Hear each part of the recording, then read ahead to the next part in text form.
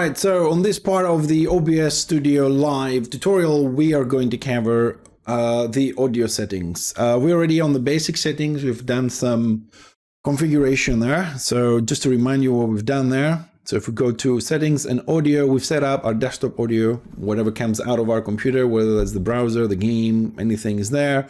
We set the headphones. If you have them or you have a whole headset, it won't work. Because this one is where our Discord is going to come, and we're going to get to that later on, and of course our microphone. Now this is the basic setup for you to just get started day one. Never done this before. So you have somewhere where the sound comes from, everything there, and then you have your headset for Discord if you want to separate it, and your microphone to talk to. So once you set those up, they will appear here on the audio mixer down here. As you can see, the microphone is already moving. If I turn on the audio, because I'm listening to music, also starts playing. This is muted. I'm not on Discord, so nothing's coming through. These are the basic ones. Now we have to go through some of the options here for you guys to see something. So if you can see the microphone, now that I'm talking a little bit louder, the bar is hitting yellow all the way up to red. Now that is definitely not a good thing to have. So let's go and fix that, because we don't want anybody getting deaf or blowing anybody's speakers up. And also having big fluctuations is going to cause frustration to your viewers, because let's say you're talking to them normally, then something happens in the game, you shout and it goes really loud, and you know they have to turn it down. And then turning down, if that happens again, they can't listen to you. So you got to keep your volume somewhere at a decent level. Now, one way of doing that is keep talking, and just keep moving the bar backwards until you're somewhere a little bit on the yellow. Personally, I keep it a little bit lower on the green. As you can see now that I'm talking to you, it doesn't go very high, but if I talk louder, it will still go up, right? So we don't want that. This just lowers your volume, but it does not control your decibels when you start talking louder or anything like that. So we'll put this back up. We're going to right click on the little gear over there, and we're going to go to filters. There is a lot of filters you guys can put here. And I'm only going to talk on this video about the basic ones, because there's a lot of things you can use, like compressor, inverting polarities, gain. So we're going to start with the simple ones that you might need in order to get you started. So going from top to bottom, the one thing you might need is a gain. Now, if you look at the volume and the bar moving, as I will be moving the gain up, you'll see it goes all the way to red right now. It's crazy. So basically what this does, adds decibels to your microphone. So this is useful for two reasons. Number one, if you have a microphone that for whatever reason becomes really quiet, right? Really quiet, I mean like you're talking, but the bar doesn't go anywhere above, as you can see here on the bottom right, it's that low. That is a very low mic. So all you got to do is just go in here, add the gain, and then bring it up to whatever level you want. Very high, very low, you know, until you get as much as you think you need to have. Now I'm going to give it a little bit more gain so you can watch the bar go all the way to red and yellow, and really that's dangerous level over there. So how we're going to keep our levels low, that's not going to affect. The one I use myself is a limiter. This, as you can see, already applied. I'm talking, it doesn't go to red anymore. So I want to bring this down to yellow. So keep talking. We're just on the limit on yellow, just slightly, but I want a little bit more down, there. Now we are safe. The limiter will not allow your microphone to go any higher than a certain amount of decibels, so it will not pick and deaf anybody or blow any speakers up. No matter how much I yell, how much I do, the microphone level will always stay at that. As you can see, it doesn't fluctuate. At the edge of it, it's a flat line. It's limited over there. The release is something how soon your voice will go down. I'll leave it on default myself. Like I said, we're doing basic stuff here. Now, another very useful one going down the list, we're going to skip noise gate. We're going to go to noise suppression.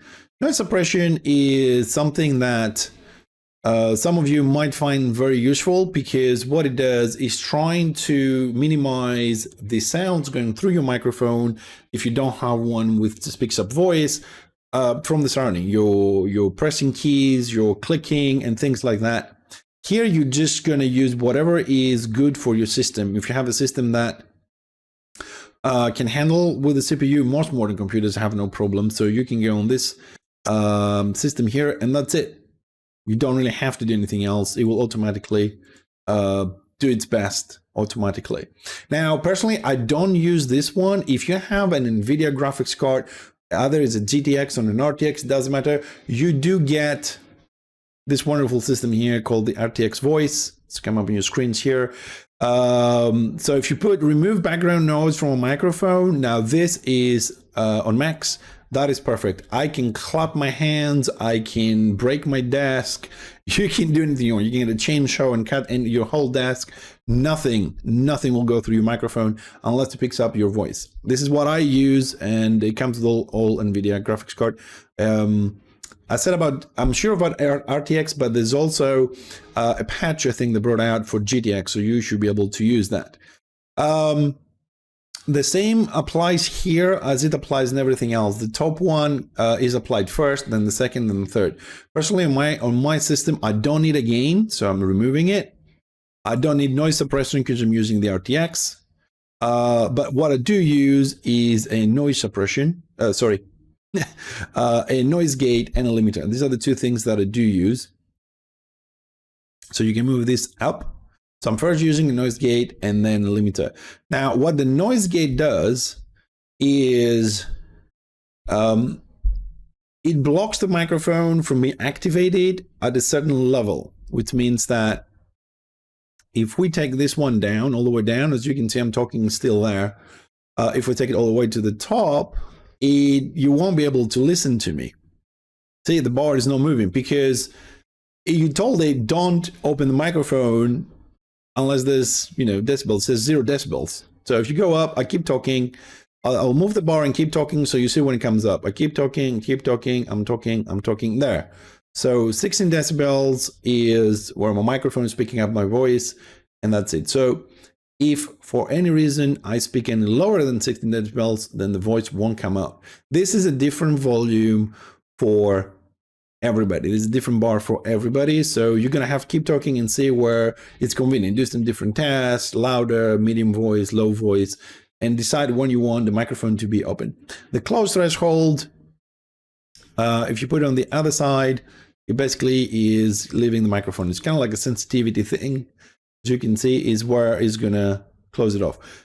Usually, the open threshold to the close threshold is good to be approximately 8 decibels different. So this should be at 31, something like that, and it will work just fine.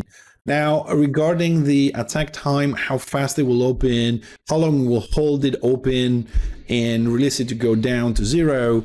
If you want to play with it, feel free, but I would definitely recommend just leave it the way it is. For most microphones and novice users, it's fine just there. So these are the two basics ones. But since we're on the options here for audio, I'll show you what the other things do. An expander, it's something that you can regulate your microphone. Again, release, attack, threshold when open, close. It has an inbuilt output gain. So if you have this, if you use an expander, you don't use a gain. You have double gain. You can go off the roof. There's no need for that. And basically you also have a compression ratio, which personally, I don't like playing with compression ratios, but if you want to compress your volume a little bit and make it more bulky or less bulky, depending what type of microphone you have, it's what this thing does more or less. VDS2 plugin, do not play with this unless you gain some experience. And I said we're trying to keep it basic. This is for adding extensions. You can add audio mixers. You can add different effects if you want to have them in this and that. But you will have to do a lot more configuration. Like I said, we're sticking to basics. Don't play with this at the moment. Move volume, it's something also kind of advanced, or audio move in my opinion. So what this will allow you to do is to make your music go down when you talk, or it will make your music go lower volume if you're switching a scene, things like that. It will allow you to control a lot of things, like you see, it has all the scenes here. We don't have any on this one yet, and so on and so forth. This is for really advanced audio settings, which from the people I talk to that they stream, no one really uses this. There's no point to do that. Unless, you have perfect transitions, big transitions, or anything like that. And personally, I keep my background music at a certain level. So, when I don't talk, it doesn't go louder. I don't see why I should go louder myself. But all the options are here. All right, but the basic, just to little summary here, for your microphone especially, you're just going to need a noise gate and a limiter, and maybe a little bit of a gain, either through an expander or through just a simple addition of gain if your microphone is too loud or too low to regulate it. I would personally leave the bar at max here and then play with the limiter, the gain, and things like that. When it comes to desktop audio, from like playing the music, so if my microphone is set up there with the limiter as we did before, now as you can see, the audio, the music, the game, everything that comes out of my speakers is a lot louder, so people will listen to that instead of me, and that's something we don't want. So let's go back into filters. We're gonna add a limiter again, and I'm watching the bar, I'm moving the threshold lower, the scope, see, it drops down. So I think about 35, minus 35 decibels or 30, it depends on your system. Somewhere there is okay. So now, I'm gonna leave that one there. Here, the music is cut off there, and the audio of my microphone is a lot higher, about 20, 30 decibels. So people now can hear the background music and my voice clear. These values, I've came to these values, after a lot of tries. Also, if you're not sure, you just do a recording, start a recording, and then you can hear the volume. Sometimes the recording will sound low. Don't worry about if your recording sounded low, like you have to turn your speakers on to listen to it. Just check the levels, okay? Check the levels, and if the levels between them, like the background music to your voice and the game somewhere in the middle are okay, the distances, then it will come out okay on the stream. Don't worry if your recording on your own computer is a bit low. And then here, they're probably going to have Discord. On this one, I will always add a filter, a limiter, okay? Just in case I need it. If you have the filters preset and you don't want to use them for whatever reason, you can always just hide them. They won't be applied, but they're here so you don't have to reset them every time. And I also use gain.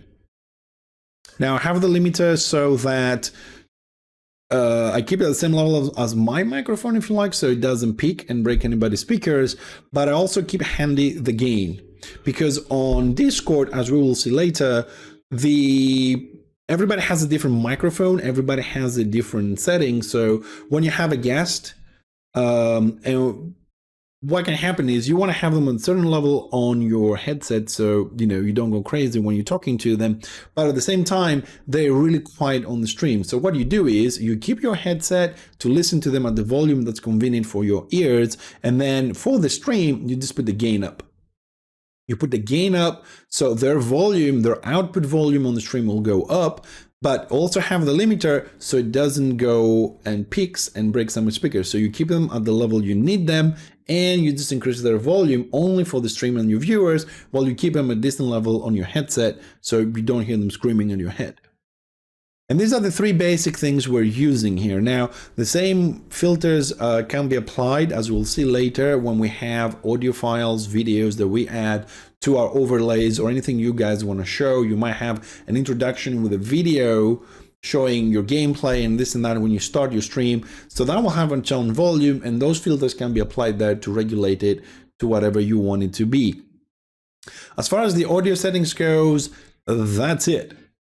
Okay, like I said, I didn't go in high detail on a few of the things because you're not going to need it as a starter. However, if you do need help later on, you know where to find me. Our Discord is available for you guys to put some questions there if you want, or anything. I'm around and help as much as I can, provided I have the time. So we're going to call it here for the audio stuff. And next video, we're going to look how we're going to add scenes, to our OBS here.